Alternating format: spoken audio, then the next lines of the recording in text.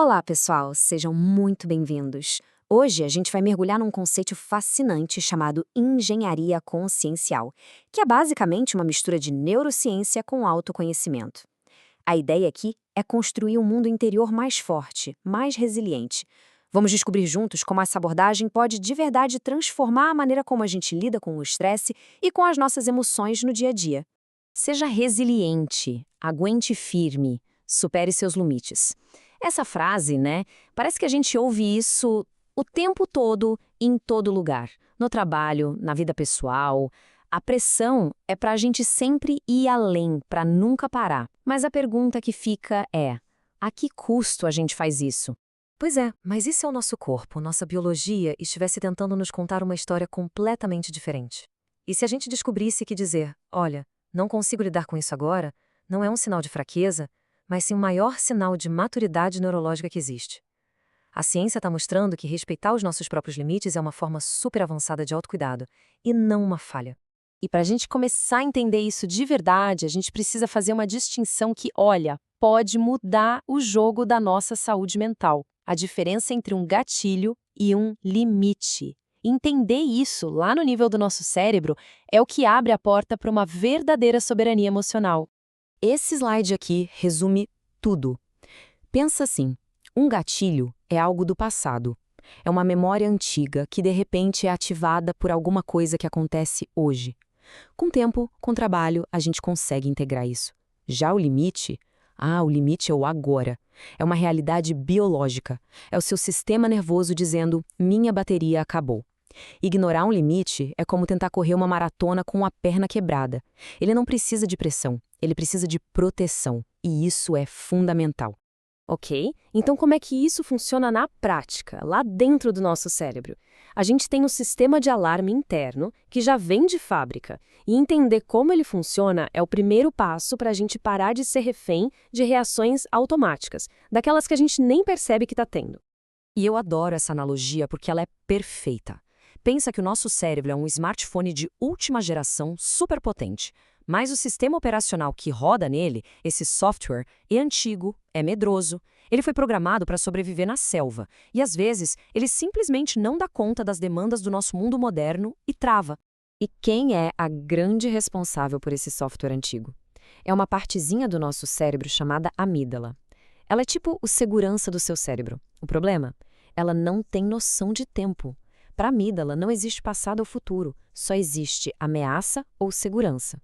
É por isso que uma crítica do chefe, hoje, pode ser sentida no corpo com a mesma intensidade de um perigo real que a gente viveu na infância. E quando esse alarme da amígdala dispara, o nosso CEO, o nosso córtex pré-frontal, que é a parte racional do cérebro, ele entra em modo de emergência. Ele basicamente fica offline. E o resultado? A gente perde clareza, a nossa identidade complexa entra em pausa, a gente começa a ver tudo através de um filtro de medo. É biologicamente impossível saber quem a gente é de verdade quando estamos nesse estado. É por isso que essa frase é tão importante. A autodescoberta, o autoconhecimento precisam de segurança para acontecer. Tentar se encontrar enquanto você está em modo de defesa total é como, sei lá, tentar apreciar a paisagem no meio de um furacão. Não funciona. A nossa biologia sempre vai escolher sobrevivência antes de qualquer outra coisa. Beleza, já entendemos a teoria, a neurociência por trás disso. Mas e aí?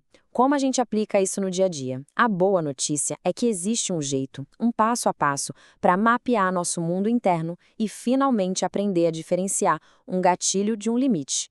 Pensa nessas 4 perguntas como um verdadeiro mapa do nosso mundo interior.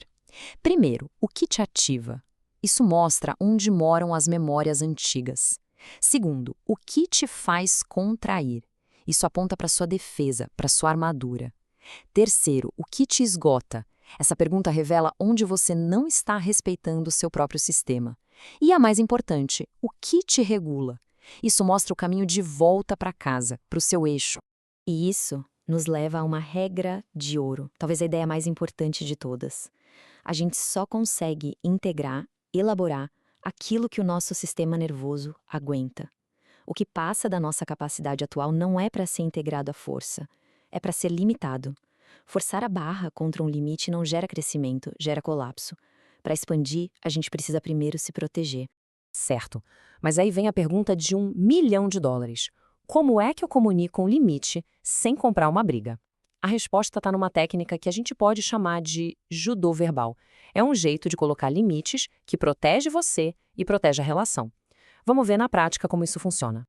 A primeira jogada é genial. Imagina a cena. Você está exausto, fim de dia, e alguém que você ama quer discutir um assunto pesado, tipo finanças. Em vez de explodir ou de fugir, você respira e começa assim: olha, isso não é sobre você, é sobre o meu limite nesse momento. Pronto. Ao assumir a responsabilidade, você desarma a outra pessoa. Não tem ataque, só tem uma descrição honesta do seu estado. Aí vem o segundo passo, que é onde a mágica acontece para proteger a relação. Você continua. Eu quero muito ter essa conversa, mas a minha energia acabou.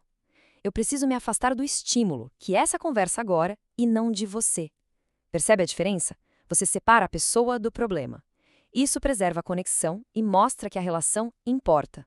E para fechar com chave de ouro, você enquadra o seu ato como o que ele realmente é: autocuidado, responsabilidade. Você pode dizer: a gente pode conversar sobre isso amanhã de manhã? Com calma. Eu espero que você entenda que isso é um movimento de autocuidado da minha parte para eu poder estar inteiro para essa conversa e não um ataque a você. Você está convidando a pessoa a ter empatia em vez de gerar um conflito.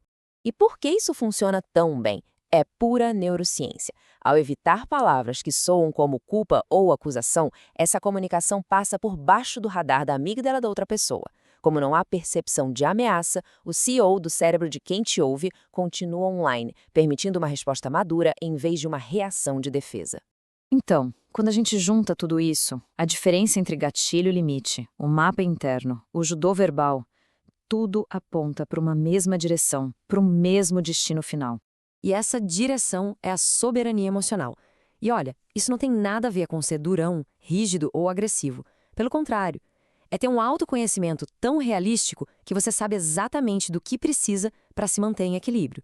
É a pessoa que, em vez de explodir no trânsito, percebe o estresse subindo, respira fundo e escolhe colocar uma música calma. Isso é proteger o próprio sistema. No fim das contas, essa jornada toda de entender a nossa biologia, honrar nossos limites e comunicar o que a gente precisa, é um caminho de volta para casa. Um retorno para a nossa essência, para aquele lugar de calma e clareza que a gente só consegue acessar quando finalmente tem coragem de baixar a armadura. E para a gente fechar, eu queria deixar uma pergunta no ar. Uma reflexão. Depois de tudo isso que a gente conversou, pare um segundo e se pergunte: qual é o limite que o seu corpo, que o seu sistema está pedindo para ser honrado hoje? Reconhecer e acolher essa necessidade talvez seja o primeiro e mais importante passo para a verdadeira soberania.